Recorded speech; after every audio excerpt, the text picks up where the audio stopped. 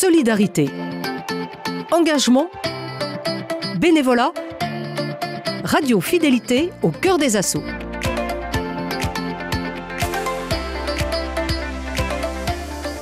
Cette semaine, dans Au cœur des assauts, nous partons à la rencontre de la première association d'hébergement citoyen dédiée à la protection des victimes de violences conjugales et intrafamiliales. Leur objectif est de mettre en sécurité les personnes victimes grâce à un réseau de particuliers qui offre un hébergement temporaire. Bonjour Charline Péculier, vous êtes la directrice générale d'Un abri qui sauve des vies. Comment est née l'association Un abri qui sauve des vies ? L'association Un abri qui sauve des vies est née pendant le premier confinement face à la recrudescence des violences conjugales et intrafamiliales et au manque de solutions d'hébergement, qui est quand même une des premières étapes pour sortir du foyer violent, c'est de pouvoir se mettre en sécurité. Et donc, on a créé Un abri qui sauve des vies sur le modèle de ce qui se faisait avec les soignants pendant le confinement, c'est-à-dire des particuliers qui accueillent des personnes victimes de violences conjugales et intrafamiliales à la maison. Donc en prêtant une chambre, en mettant à disposition gratuitement une chambre ou un espace.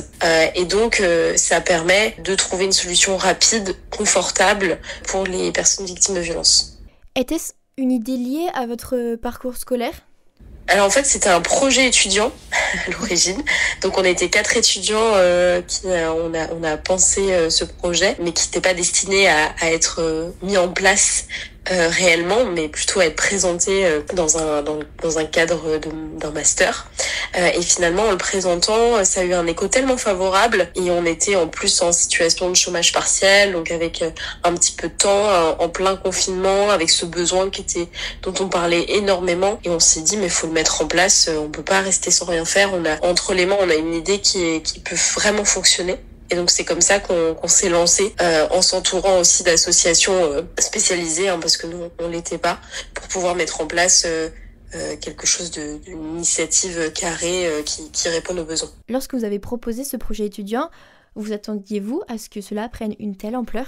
Cette asso, elle nous a complètement dépassés, parce que on s'imaginait déjà c'était qu'un projet étudiant. Quand on l'a mis en place, on s'est dit c'est que pendant le confinement. Finalement, on a eu tellement de relais qu'on a dû continuer. C'était un devoir plus qu'autre chose, et on a dû continuer au-delà de ce confinement, structurer cet asso parce que le besoin était tellement important. Donc en fait on continue de nous appeler après le confinement. Donc on s'est dit on peut pas lâcher ce projet-là, c'est pas possible, il faut continuer. Et donc voilà, ça nous a complètement dépassés.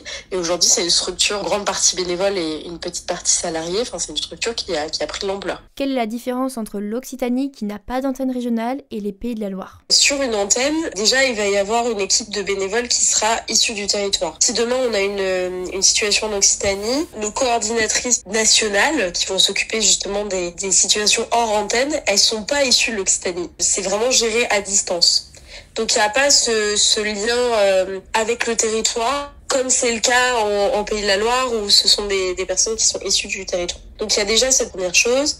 Ça permet aussi des rencontres physiques, c'est quand même très différent entre bénévoles, je veux dire, entre abritants. Et on va avoir un lien qui va se créer avec beaucoup plus fortement avec les acteurs du territoire. Donc finalement, on va être beaucoup plus implanté sur ce territoire qu'en Occitanie ou en région PACA, on n'a pas du tout développé, mais où parfois, de temps en temps, de façon très très ponctuelle, on va avoir une nouvelle situation parce qu'on s'est fait connaître par bouche à oreille, par les médias, et donc on va nous contacter. Merci beaucoup. Merci, au revoir. Au revoir. Rendez-vous demain pour mieux connaître l'association Un abri qui sauve des vies. Nous retrouverons Charline Péculier, directrice générale, pour parler de leur mission, mettre à l'abri les personnes victimes de violences conjugales.